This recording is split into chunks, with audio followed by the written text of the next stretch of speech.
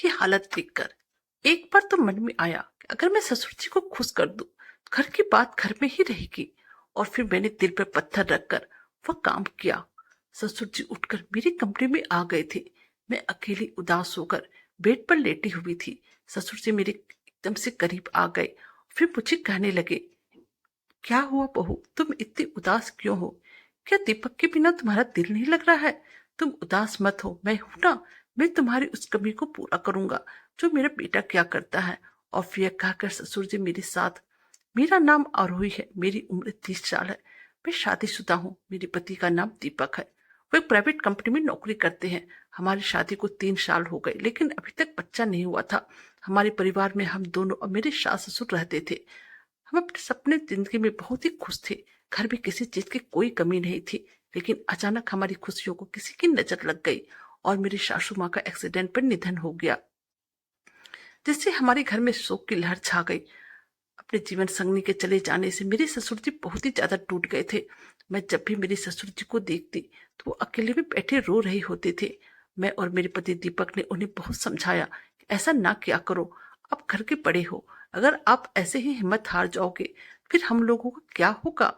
हमारी बात सुनकर वो कुछ पल के लिए चुप हो जाते, लेकिन अकेले में फिर से रोते रहते थे। इस तरह से 5 महीने निकल गए, लेकिन ससुर जी की सासू माँ को भुला ही नहीं पा रहे थे। हमने उन्हें कुछ समय के लिए हमारी दिल्ली वाली बेटी के घर भेज दिया, क्योंकि अक्सर ही देखा गया है जब हम घटनास्थल वाली जगह से दूर हो जाते हैं तो वह घटना कुछ पल के लिए भूल जाते हैं। और वहां मेरा ससुर जी 1 महीने के करीब रहे, लेकिन वैसे ही रोते हुए वापस आए और उनमें कोई भी चेंजिंग नहीं आया। इधर कुछ दिनों से मैं ससुर जी में एक खास बदलाव नोटिस किया था कि जब भी मैं उनके पास खाना नाश्ता दवाइयां सब लेकर जाती थी तो वो मेरे शरीर को घुटते हुए नजर आते थे, या फिर यह कह लो कि किसी न किसी बहाने से मेरे जिस्म को छूने की कोशिश करते थे।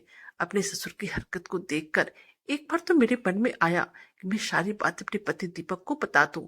फिर मैंने सोचा, अगर मेरे पति मेरी बात पे यकीन नहीं करेंगे तो मैं क्या करूंगी। इसलिए मैं सब सोचकर बिल्कुल ही चुप हो गई। और फिर मेरे दिमाग में यह बात भी आई थी, हो सकता है मेरा यह वहम हो, ज्यादा अपने ससुर के बारे में सोच रही हूँ। लेकिन एक दिन तो हद हो गई, मैं बाथरूम में नहाने के लिए जा रही थी। ससुर जी पहले से बाथरूम में नहा रहे थे, दरवाजा अंदर से बंद था।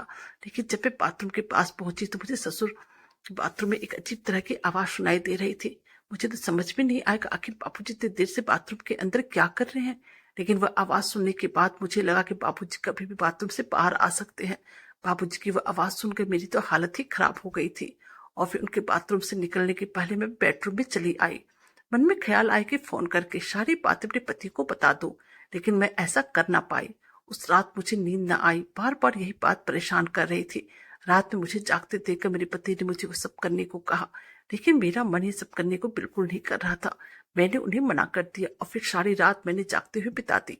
अगले सुबह मेरे पति शहर से बाहर 4 दिनों के लिए एक मीटिंग में चले गए। अब मैं और बापूजी हम दोनों ही घर पर थे। मेरा तो डर के मारे एक एक पल बरसों के जैसे निकल रहा था। मैंने पूरा दिन घर का काम किया और फिर मैं अपनी ज्यादा थक गई कि मुझे काफी जोरों की नींद आने लगी। एक रात पहले भी मैं रात भर जागी थी, इसलिए अब मुझसे एक जरा भी कोई काम नहीं हो रहा था। वैसे तो मैं साड़ी पहनती थी, लेकिन गर्मी होने के कारण कुछ दिनों से मैं सलवार कमीज पहन रही थी। मेरा पूरा शरीर पसीने से भींगा हुआ था, तो मैं अपने बेडरूम में जाकर पंखे के नीचे लेट गई। उस समय दीवार की घड़ी में दिन के 4 बज रहे थे। थकान के मारे मुझे पता ही नहीं चला कि कब मेरी आंखें लग गई। करीब आधे घंटे बाद मैंने महसूस किया मुझे कोई हाथ लगा रहा है। पहले तो मुझे लगा शायद सपने में मेरे पति हैं, लेकिन फिर मैं एकदम से हड़बड़ा कर बैठ गई और अपने कपड़े ठीक करने लगी। कपड़े ठीक करते हुए मैंने देखा कि बाबूजी एकदम से मेरे बेड के करीब खड़े थे। देखते हुए कहा, आपको यहाँ पर कोई काम था? वो बोले, बहू, वो चाय पीने का दिल कर रहा था, इसलिए मैंने तुम्हें आवाज दिया, लेकिन तुमने नहीं सुना, तो फिर मैंने सोचा कि मैं खुद ही चाय बना लेता हूँ। बाबूजी ने मुझे ही सफाई दी थी। मैं अब हड़बड़ा कर बेड पर से नीचे उतर चुकी थी। मेरा तो दिल धक धक कर रहा था। मैं झट से चुन्नी अपने सर पे रखी और उन्हें कहा, आप अपने कमरे में जाइए, मैं आपके लिए चाय बनाकर लाती हूँ। यह कहकर मैं जल्दी से किचन में आ गई। करीब 15 मिनट के बाद मैं एक कप चाय लेकर बाबूजी कमरे में गई तो मैंने देखा कि वह रो रहे थे। मैंने पूछा, क्या हुआ बाबूजी, आप रो क्यों रहे हैं? कोई दिक्कत है क्या? कुछ तबीयत खराब है क्या? डॉक्टर को फोन लगाकर बुला दो। वो बोले, नहीं बहू, कुछ नहीं, बस आज मेरा दिल तेरी सासू माँ को याद करके रो रहा है। उसकी कमी मुझे बहुत ही खल रही है। आज उसके साथ करने वाली बातें किसके साथ करूं? मैं भी इंसान हूं, मेरी भी कुछ ख्वाहिशें हैं। मेरा भी दिल करता है कि मैं अपने दिल की सारी बातें किसी से शेयर करूं। अब मैं बच्ची तो थी नहीं, मुझे बापूजी की बातें समझ में ना आए। वो मेरे गले लगकर रो रहे थे। मेरे दिल में भी तरह तरह के विचार आ रहे थे। मुझे उन पर दया भी आ रही थी कि बापूजी की इतनी उम्र हो चुकी है, उनकी दोबारा शादी भी नहीं हो सकती थी। फिर घर की इज्जत का ख्याल आ गया कि इस उम्र में शादी करने से अनर्थ हो जाएगा। हम किसी को मुंह दिखाने के लायक नहीं रहेंगे। इससे बेहतर यह है कि घर पर ही इसका हल हो जाए।